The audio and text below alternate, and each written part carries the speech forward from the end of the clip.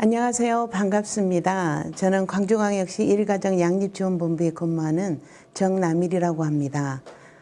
코로나19로 인해서 직접 만나 뵙고 또 강의를 해야 되는데 이런 방식으로 또 만나 뵙게 되었습니다.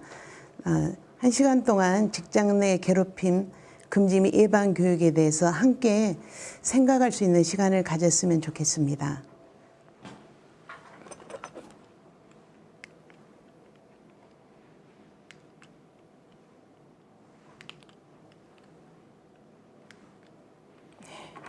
이 사진의 제목을 지어주시겠어요? 물론 정답은 없습니다만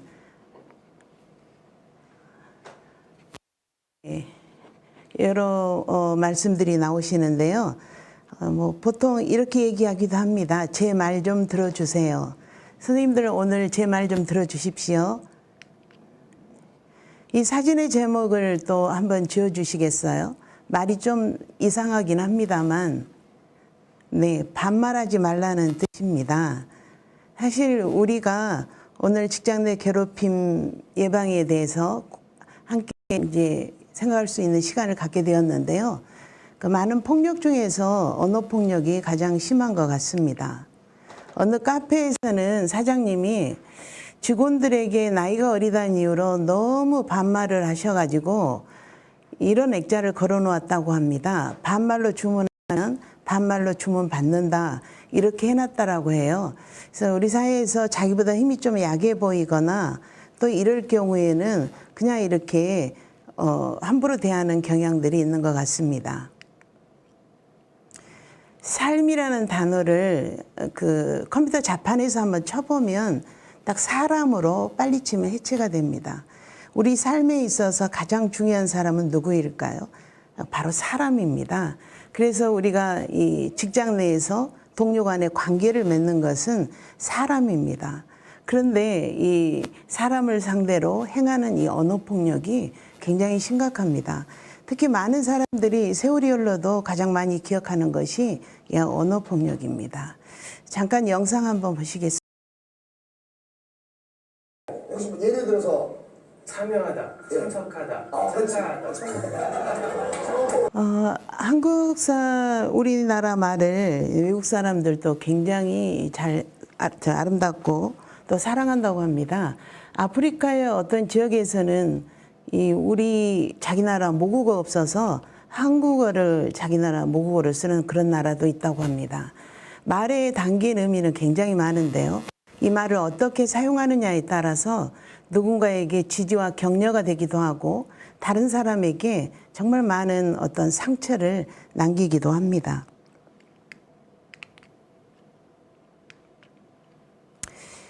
직장 내 괴롭힘이 크고 작게 각 직장마다 도처에 많이 있는 것 같습니다. 돈 없는 이 직장 내 괴롭힘이 우리 회사에도 가까이 있다라고들 얘기를 하는데요. 지역본부 본부장이 능력이 안 되면 몸빵이라도 해야지, 몸으로 때로, 이런 말들을 하잖아요. 웃으면서 하는 말인데 누군가에게는 큰 상처가 될 수가 있습니다. 그리고 얼른 잘 이해를 못하거나 또 그랬을 때 대가리는 왜 달고 다니냐, 대가리 안 쓰냐 이런 말을 한다든지, 어차피 갈 데 없으니까 참아라 이런 얘기를 한다든지요. 이런 다 언어적인 폭력이라고 볼 수가 있습니다. 술자리를 거절했을 경우에 어떤 방식으로도 보복이 들어오는 거죠. 여직원에게 짜장면 그릇에 소주와 맥주를 부숴놓고 마시도록 강요하는 그런 행위라든지, 또 명퇴를 하지 않겠다고 해서 벽만 보고 근무를 하고 아무런 업무를 주지 않는 그런 경우가 있습니다. 실제로 직장에 다니면서 아무 할 일도 없이 직장에 나오면 정말 그것처럼 죽고 싶을 정도 고통스럽다는 그런 상담을 한 적도 있습니다. 또 상사의 지시로 흰머리 뽑기라든지 또 옥수수 껍질 까기, 라면 끓이기, 나의 업무와 무관한 그런 일들을 시키는 것들, 이런 모든 것들이 직장 내 괴롭힘 행위에 해당된다라고 볼 수가 있습니다.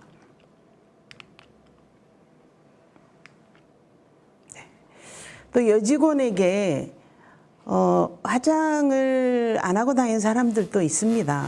안 하고 다니는 사람도 있는데 그 화장을 꼭 해야 된다는 것이 어디 사규에 들어있는 것도 아니고 의무도 아닌데 계속 화장을 해라고 강요를 한다든지 또 언제 시집 가냐 이런 선 넘는 오지랖이 있는데요. 어떤 제가 만난 그 여성은 이렇게 화장품도 화학 제품들이 많은데요. 얼굴에 닿게 되면 굉장히 많은 트러블이 일어나가지고 화장 자체를 할 수가 없는 그런 분도 있어요. 근데 계속해서 업무를 지적하는 것이 아니라 외모에 대해서 지적할 때 너무 고통스럽고 힘들다 그런 이야기를 한 적이 있습니다. 그래서 우리가 첫 화면에서 제가 코로나19와 관련해서 경계에 대해서 그 그림이 있었는데요. 기억나실 겁니다. 결국은 거리두기는 이 경계 침해를 하지 말라는 얘기죠. 직장 내에서 업무와 관련된 외의 것들은 서로 경계 침해를 해서는 안 된다라는 겁니다. 그리고 여직원에게 시집 가는 게 살 길이다. 왜 그렇게 사냐. 왜 그렇게 잘 안 되면서 사냐고 이렇게 하는 거. 이것도 직장 내 갑질인데요. 여전히 남의 나라 일 같지만 여전히 직장에서 많이 발생하고 있는 것을 볼 수가 있습니다. 영상 한번 또 보시겠습니다. 이 농협의 조합장과 한 직원의 대화입니다.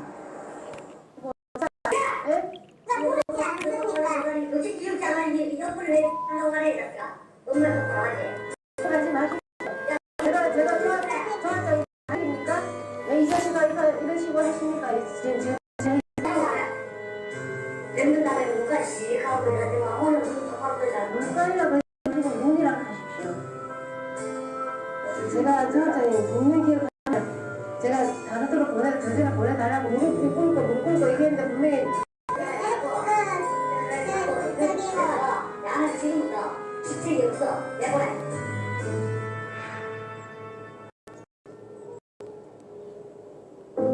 조합장에게 갖은 막말을 듣고 있는 여직원은 입사 27년차 과장 박미경 씨입니다. 몇 년째 병원 치료도 받고 심리 치료도 받아봤지만은 별 차도가 없는 것 같고 마음은 계속 좀 우울하고 제가 왜 이런 고통을 받고 있나.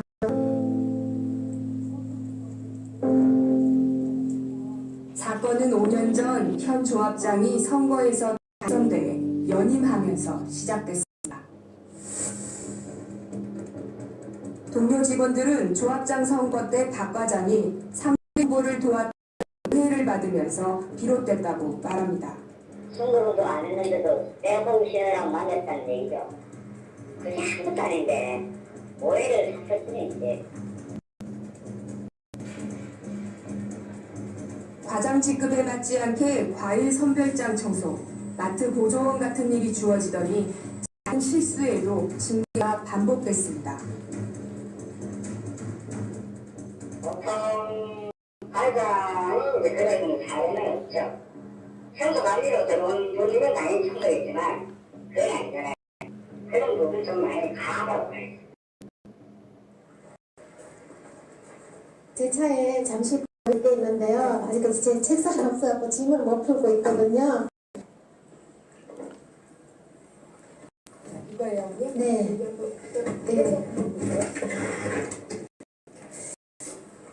제가 지적 건봉하면서 본전 발령 받고 제가 그때 이제 싸운 시절이에요. 그러니까 일하실 때 쓰시던 책상에 놔뒀던 거예요. 그리고 매일매일 쌓아들고 이제 출퇴근을 하셨거든요. 그러니까 제가 이제 마땅히 이제 책상이 없으니까 이 짐을 넣어놓을 데가 없어갖고 이제 언제든지 제 이제 업무가 주어지고 책상이 생기면은 뭐 책상에 넣어놓으려고 계속. 업무 적응을 위한 교육을 한다는 이유 등으로 회사는 박 과장에게 자리를 주지 않았습니다. 매점 자리 앞에 그 소파에 앉아요. 그랬어요. 그 소파에 아무것도 없이 서던. 자리도 없는 직장을 출근해야 하는 박미경 과장. 책상이나 소파를 옮겨 다니며 근무한 날이 모두 합쳐 9개월입니다.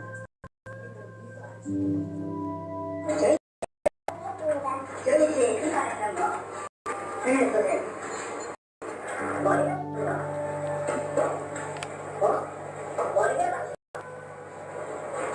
아니 뭐래?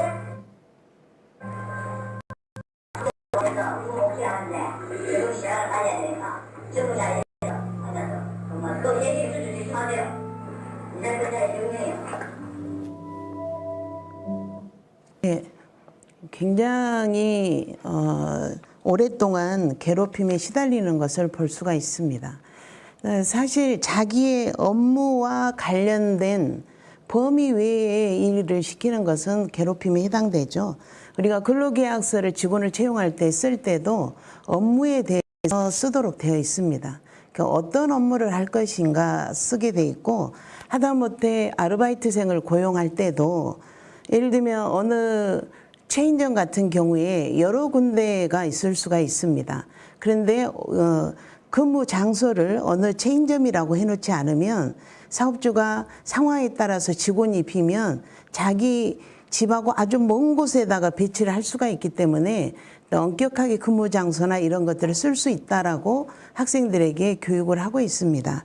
이럴 경우에 책상도 주지 않고 보직도 주지 않고 그동안 근무 경력이나 여러 면에 봤을 때 너무 부당한 처사가 아닌가 그런 생각이 듭니다. 그래서 이 사업주의 같은 경우에는 이제 처벌을 받기는 했습니다.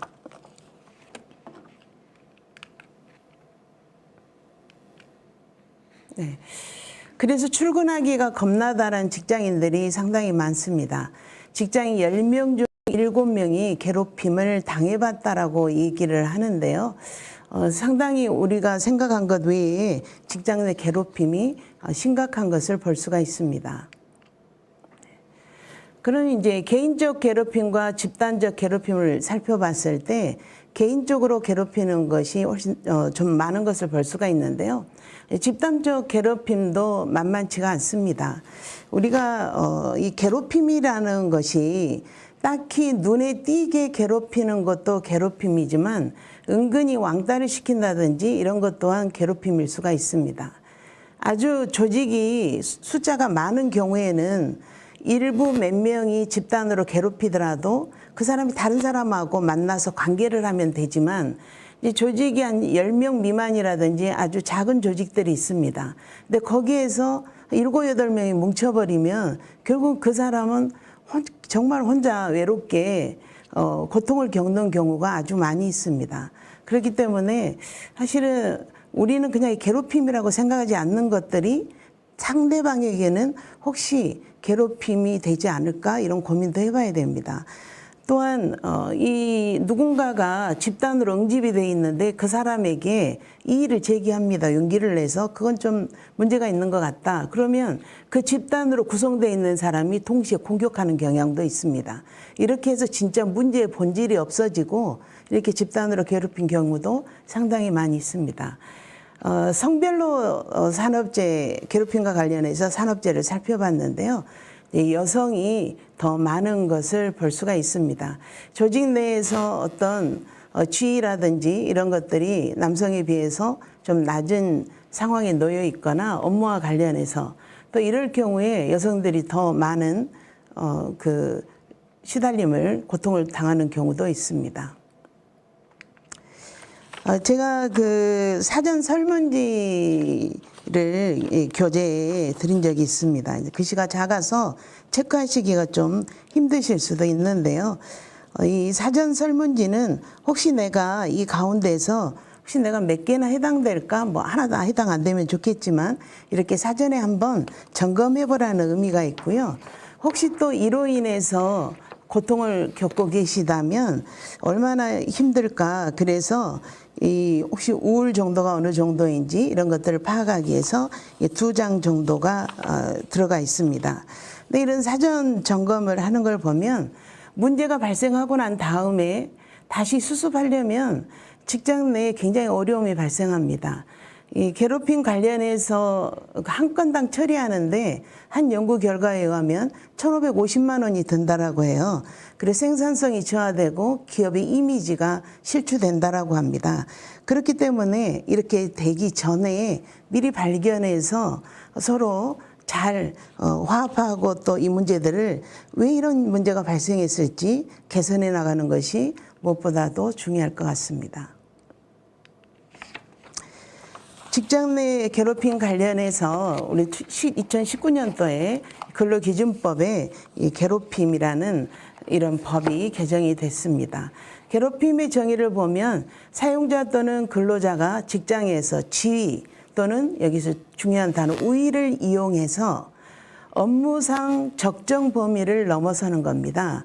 그래서 다른 근로자에게 신체적, 정신적 고통을 주기 때문에 당연히 근무 환경을 악화시킨 행위, 이것을 직장 내 괴롭힘이라고 합니다.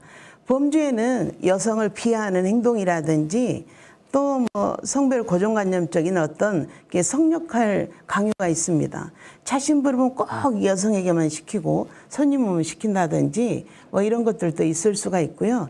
이 성정체성 등에 근거한 이런 성적 괴롭힘도 더 포괄적으로 포함되는 것을 볼 수가 있습니다. 근로기준법에는 직장 내 괴롭힘 발생 시 조치를 하도록 되어 있습니다. 누구든지 직장 내 괴롭힘 발생 사실을 알게 되면 누구든지입니다. 누구에게 신고해야 될까요? 사용주에게 신고할 수가 있습니다. 직장 내 괴롭힘 금지법에 있어서는 사용자에게 굉장히 많은 어떤 역할과 책임을 강조하고 있습니다. 신고를 접수하거나 직장 내 괴롭힘 발생 사실을 알게 되었을 때, 인지했을 때는 지체 없이 그것이 사실인지 확인 조사를 해야 됩니다. 미루어서는 안 된다라는 거죠. 예, 조사 기간 동안 이제 직장 내 괴롭힘이 발생했다고 누군가가 신고를 하거나 또 알아봤더니 그런 것 같아요. 그래서 조사 기간 동안 이 괴롭힘과 관련해서 피해를 입은 근로자 또는 피해를 입었다고 주장하는 근로자가 있습니다. 이들을 보호해야 될 필요가 있는데요.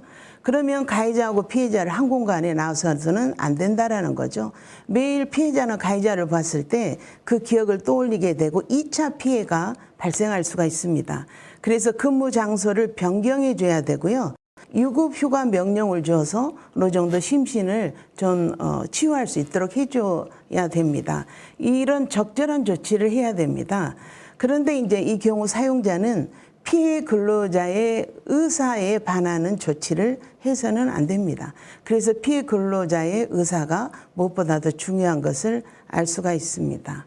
네 번째는 직장 내 괴롭힘 발생 사실을 확인을 했어요. 조사를 했더니 그러면 피해 근로자가 요청을 했을 경우에 근무 장소의 변경, 또 배치 전환, 유급휴가 명령 등 적절한 조치를 사용자는 해야 됩니다. 그런데 피해가 나는 이 피해가 발생했지만 여기에 있고 싶다라고 했을 때는 가해자를 옮겨야 됩니다. 그래서 피해자의 의사에 반한 조치를 해서는 안 되고요.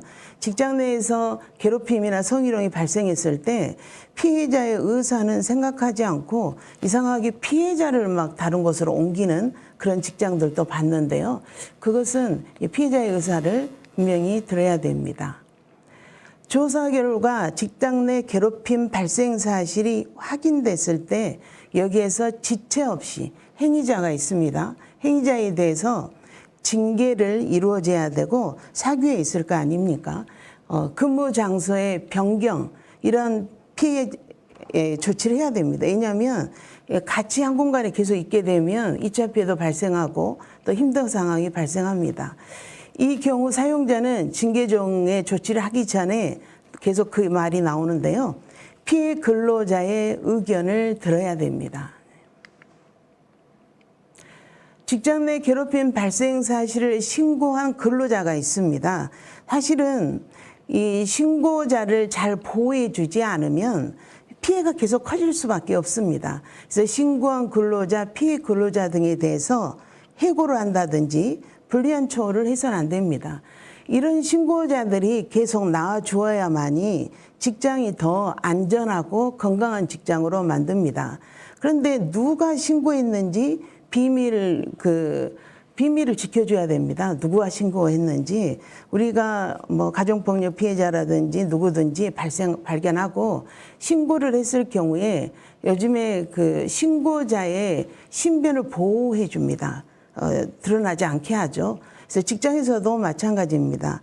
아까 영상에서 빨간 우체통이 나왔는데요. 그래서 그 직장 내에서 익명으로 받을 수 있는 다양한 건의함이나 우체통 이런 것들이 있으면 참 좋을 것 같습니다. 물론 익명으로 뭐 그 홈페이지에 신고 창을 만들어서 거기서 익명으로 신고할 수 있다든지 그런 것을 하는 것도 하나의 방법이라고 볼 수가 있습니다. 취업규칙에도 이 직장 내 괴롭힘과 관련해서 들어갈 수 있도록 되어 있는데요. 상시 10명 이상의 근로자를 사용하는 이 사용자는 취업규칙을 작성을 해서 고용노동부 장관에게 신고하도록 되어 있습니다. 근데 이 취업규칙에 직장 내 괴롭힘의 예방과 발생 조치에 관한 사항을 넣어야 됩니다. 그래야 나중에 문제가 생겼을 때 적절한 조치를 할 수가 있습니다. 만약에 이런 것들을 위반했을 때 3년 이하의 징역 또는 3천만 원 이하의 벌금에 처합니다. 우리가 근로기준법에 이렇게 직장 내 괴롭힘 금지법이 들어가 있다라고 해서 이런 것들을 지키는 것이 아니라 직장은 평생 우리가 함께 해야 될 곳입니다. 우리가 결국은 가족보다도 직장에서 더 많은 시간을 보내지 않습니까? 퇴근하고 가면 여러 가지 사실 잠자는 시간 빼고는 시간을 머물지 않습니다. 그러나 이 직장 내에서 관계가 문제가 발생하고 소통이 발생한다면 그 사람의 삶은 정말 말할 수 없을 정도로 고통스러운 것을 볼 수가 있습니다. 남녀 고용평등과 일가정 양립 지원에 관한 법률에서 직장 내 성희롱에 대해서 다루고 있습니다. 직장 내 괴롭힘 금지법에는 남녀 고용평등에서 말하는 직장 내 성희롱도 포함하고 있습니다. 사업주 상급자 또는 근로자는 성희롱을 해서는 안 됩니다. 성희롱을 사업주 상급자뿐만 아니라 근로자 모두 해서는 안 됩니다.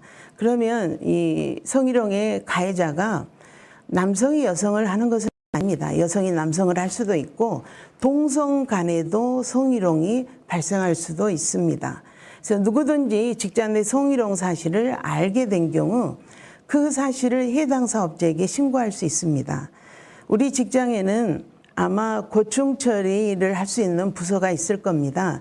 그래서 상담관도 있고요. 그래서 직장 내에서는 성희롱이 발생했지만 어디에다 신고를 해야 될지 모르는 그런 경우들을 본 적이 있었습니다. 그렇기 때문에 홈페이지라든지 이런 데에 우리 회사의 직장 내 성희롱, 고충 처리를 담당하는 분은 누구누구다라고 하든지 이런 것들을 해놔야만 여기에다 신고하면 되겠구나 이렇게 얼른 생각할 수가 있습니다. 근데 그 안에서 또 해결이 안 되면 이제 밖으로 나갈 수밖에 없죠. 이제 할 수 있는 것은 뭐 노동청도 있고 국가인권에도 있고 이제 다양한 거 있는데요. 그래서 안에서 먼저 해결할 수 있도록 하기 위해서는 좀 더 내가 신고를 했더라도 투명하게 나의 신변과 안정을 보장해 주면서도 잘 처리하더라 이런 어떤 모범 케이스가 있으면 사람들이 밖으로 가지 않고 안에서 적극적으로 그것을 의논하고 해결을 하기 위해서 노력을 한다라는 겁니다. 사업주는 신고를 받거나 직장 내 성희롱 발생 시 이걸 알게 되었을 경우 지체 없이 신고를 받으면 그 사실 확인을 위한 조치를 해야 됩니다. 직장 내 성희롱과 관련해서 피해를 입은 근로자 또 피해를 입었다고 주장하는 근로자는 조사 과정에서 성적 수치심을 느끼지 아니하도록 해야 됩니다.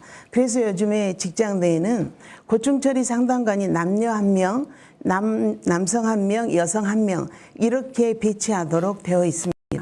사실 질문할 때도 굉장히 성적 수치심을 느끼는 경우가 상당히 많이 있기 때문에 상대방의 그런 어떤 아픔이나 고통을 헤아려서 잘 조치를 해야 됩니다.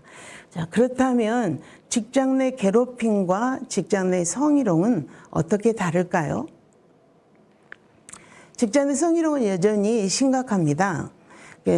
힘이 있는 자, 우위에 있는 자가 그렇지 못한 이에게 언행이나 인격적 모독, 신체적 접촉, 뭐 이런 것들, 뭐 시각적 성희롱 행위 이런 것들이 다 해당된다라고 볼 수가 있습니다. 컴퓨터 화면에 야한 사진을 깔아놓고 보게 한다든지 이런 것도 시각적 성희롱에 해당됩니다. 난 언제 이런 실한차 타보냐 이거. 어? 저 인간 진짜 성희롱 고소할 거야. 아유. 사실 직장 내에서 특별한 직장에서만 발생하는 일이 아니라 은근하게 성희롱이 아닌 것처럼 이렇게 이장해서 성희롱을 하는 그런 행위들을 볼 수가 있는데요. 당하는 피해 근로자는 굉장히 힘든 것을 볼 수가 있습니다. 우리가 이 적절한 경계를 지키는 것이 필요한데요. 조직 내에서는 전부 다 어떤 그 직함이 있습니다. 그렇기 때문에 이 직함을 불러주는 것이 중요하죠. 친밀감의 표시라고 하면서 상대방의 이름을 부른다든지 뭐 이렇게 했을 때 좋을 땐 좋지만 어느 순간에는 경계가 무너져 내리는 것을 볼 수가 있습니다. 이름 대신 뭐 아가라고 부르는 상사가 있다든지 용기를 내서 왜 제게 그렇게 얘기하냐고 얘기하지만 오히려 집단 따돌림을 당했다고 해요. 자식 같아서 그렇게 얘기를 한 것인데 손주벌이어서 얘기한 건데 뭐가 문제냐라고 이렇게 얘기를 하는데요. 직장 내에는 동료가 있는 것이지 자식이나 손주가 있는 것은 아니라는 겁니다. 예, 이런 경계를 또 이렇게 분명히 하는 것이 좋을 것 같습니다. 예. 업무 관련성과 2차 피해인데요. 사실은 직장 내에서보다 회식 자리에서 더 많이 발생하는 것을 볼 수가 있습니다. 친목도 업무나 또 앞으로 업무의 관계를 위해서 했는데 또 회식 자리가 엉뚱한 방향으로 흘러가는 것을 볼 수가 있습니다. 네. 이 회식 강요라든지 술자리의 장기 자랑 이런 것들이 엄연한 업무와 관련이 없다는 걸 볼 수가 있습니다. 왜냐하면 음주강요, 인격권 침해, 이제 신체에 대한 상해에 가한 것을 위법이라는 판정이 나왔고 단합 또는 회의 명목으로 술자리 마련했으면 그것에 맞게 할 업무상 의무가 있지 이 가운데서 어떤 뭐 성희롱 문제라든지 이런 것을 발생했으면 이것 또한 이 문제라는 법원의 판결이 있었습니다. 그렇다면 직장 내 괴롭힘과 성희롱 어떻게 다를까요? 물론 직장 내 괴롭힘 내에 성희롱이 포함됩니다. 그렇지만 이 직장 내 괴롭힘 내에 성희롱이 되는데 각자의 법률을 갖고 있습니다. 근로기준법하고 이제 남녀고용평등과 일가정 양립 지원에 관한 법률이 있는데요. 근로자가 직장의 지위를 이용해서 업무와 관련해서 성희롱을 했을 경우에는 이제 고용상 이유로 불이익을 줘서는 안 되는데 여기는 성희롱이 일단 발생하면 남녀고용평등과 일가정 양립 지원에 관한 법률에 먼저 적용하는 것으로 되어 있습니다. 직장 내 괴롭힘과 직장 내 성희롱과의 관계를 살펴보면 직장 내 성희롱은 앞서 얘기했지만 성적 괴롭힘에 해당됩니다. 그래서 직장 내 괴롭힘에 해당된다라고 볼 수가 있고요. 개별 법이 있기 때문에 직장 내 성희롱을 각각 규정하고 있습니다. 그래서 성적 언동이 문제된 사안이 있다면 남녀고용평등법을 우선으로 적용하도록 되어 있습니다. 다만 여성을 비하하는 행동이라든지 성역할 강요, 젠더 괴롭힘은 성희롱에는 해당되지 않지만 이런 괴롭힘은 직장 내 괴롭힘에 해당될 수가 있습니다. 그런데 직장 내 괴롭힘이라든지 성차별적인 환경에서 성희롱이 많이 발생하는 것을 볼 수가 있습니다. 그렇기 때문에 무엇보다도 직장이 건강하고 안전해야 직장 내 성희롱 문제도 발생하지 않습니다. 예. 산업재해보상보험법에 보면 직장 내 괴롭힘이나 또 고객의 폭언 등으로 인해서 업무상 정신적 스트레스가 원인이 된 경우에는 산재 처리를 해주고 있는데요. 우리가 콜센터라든지 이런 데 전화를 해보면 과거에는 없는 멘트들이 몇 년 사이에 발생을 했습니다. 여러분의 가족이 전화를 받고 있습니다. 폭언이나 폭언 등을 하지 말아 주십시오. 정말 당연한 것인데 간절하게 얘기를 합니다. 제발 하지 말아달라고 얘기를 하는 거죠.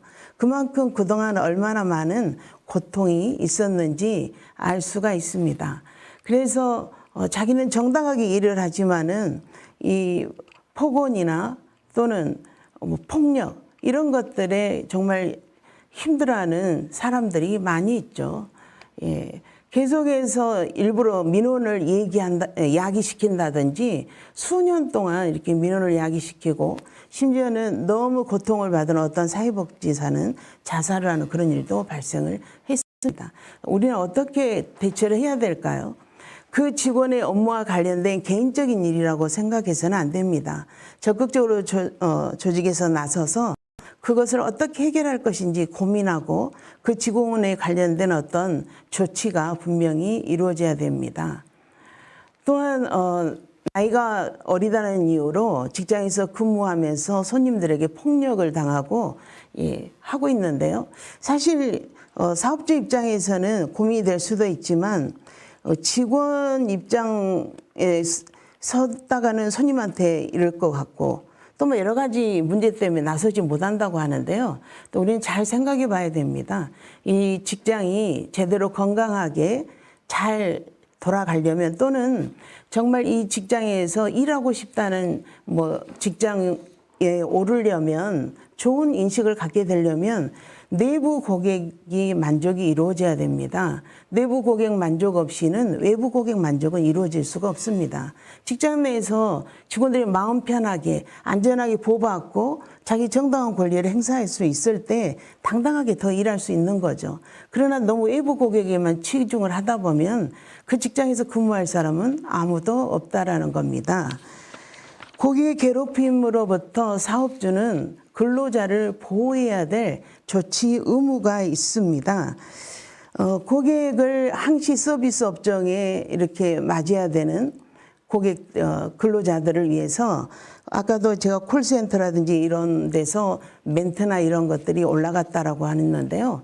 그랬듯이 어떤 조치가 해야 되고 만약에 계속 괴롭힘을 당하고 있으면 또 업무도 바꿔줘야 되는 등 정말 그 고객 응대 차원에서 진정한 서비스가 나가기 위해서는 어떤 조치를 해야 될지 고민을 해봐야 됩니다. 직장 내 괴롭힘의 예시를 한번 들어보겠습니다. 정당한 이유 없이 업무 능력이나 성과를 인정하지 않거나 조롱하는 경우가 있습니다. 또 이유도 없이 당연히 훈련이나 승진, 보상, 일상적인 대우 등에서 내가 지금 다 여러 가지 점수도 따놓고 이랬는데 차별하는 거죠. 그리고 특정 근로자에 대해서는 근로계약서에 명시되지 않은 아주 누구나 꺼리는 힘든 업무를 계속 그 사람을 반복적으로 부여하는 경우가 있습니다. 그래서 근로계약서에 명시되어 있지 않은 허드렛 일이나 시키거나 일을 거의 주지 않는 경우도 있습니다. 저는 전에 이 직장에 다니기 전에 은행에 근무한 적이 있었습니다. 그때는 여성들이 출산을 하고 직장에 복귀를 하면 정말 지점장들이 싫어했습니다. 집에서 애나 보지 왜 또 일하러 나오냐고 그렇게 했죠. 근데 이제 막 출산하고 나온 지 얼마 되지 않고 몸 상태도 안 좋은데 은행에서 가장 힘든 일이 무거운 주문을 들고 다닌다든지 지금은 다 온라인이 돼 있지만 이 수납방으로 공과금을 이렇게 하는 거, 이 업무가 굉장히 힘듭니다. 왜냐하면 육체적인 강도를 많이 가하는 업무거든요.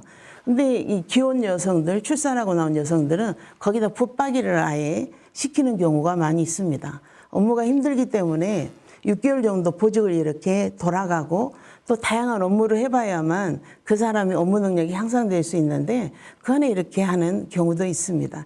그래서 지금 생각해 보면 엄청난 괴롭힘에 시달렸다라는 생각이 듭니다. 업무와 관련된 중요한 정보 제공이나 의사결정 과정에서 배제시키는 겁니다. 왜냐하면 뭔가를 알아야 업무 능력이 향상되는데 교육 갈 때도 그 직원만 빼서 업무에 있어서 능력이 떨어지게 한다든지 그런 걸 볼 수가 있습니다. 휴가나 병가 각종 복지 혜택을 쓰지 못하도록 압력을 행사한다든지 특정 근로자의 일하거나 휴가한 모습을 지나치게 감시합니다. 그래서 시간이 지났는데 들어오지 않는다는 등 뭐 휴식 시간만큼은 업무와 떨어져서 쉴 수 있어야 됩니다. 4시간에 30분씩 근로기준법에 의하면 1시간씩 휴게 시간을 가질 수가 있는데 업무와 완전히 분리해서 쉴 수가 있어야 되는데 이것이 쉬는 것인지 업무를 하는 것인지 구분이 안 되게 한다든지 그런 경우도 있습니다. 그리고 업무와 관련 없는 사적인 심부름을 시킨다든지 이것이 지속적 반복적으로 하는 경우들을 볼 수가 있습니다. 또 부서 이동 또는 퇴사를 매태를 강요한다든지 그런 일이 있고요. 또 개인사에 대한 뒷담화나 소문을 퍼뜨리는 경우도 있습니다. 그리고 이제 신체적 위협이나 폭력을 가하거나 욕설이나 위협적인 말 등이 있습니다. 그리고 다른 사람들 앞이나 온라인상에서 모욕감을 주는 행위를 하는 경우도 있습니다. 단체 직원이 들어가 있는 채팅방에서 굉장히 모욕적인 언행을 하는 경우도 있고요. 또 음주나 흡연, 회식 참여를 강요하거나 은근히 집단에 따돌립니다. 그리고 모임 장소나 이런 것도 알려주지 않는 경우도 있고요. 업무에 필요한 주요 비품을 주지 않습니다. 그래서 인터넷 사내 네트워크 접속을 차단하거나 성적 혐오감을 느끼게 하는 말이나 행동을 하는 것, 이런 것들이 직장 내 괴롭힘에 해당된다고 볼 수가 있습니다. 누군가에게는 자연스러운 말이지만 누군가에게는 불편한 말이 될 수도 있습니다. 내가 하는 말이나 행동이 누군가에게 혹시 피해를 주는 건 아닌지 생각해 볼 필요는 있습니다. 또 누군가에게는 소속감을 주지만 누군가는 배제시키는 이런 분위기도 있습니다. 정신적인 폭력은 물리적인 폭력에 불을 지피는 연료라고 합니다.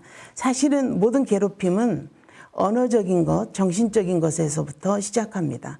근데 그것이 도를 지나게 되면 신체적인, 물리적인 폭력으로 이어지는 경우가 있습니다.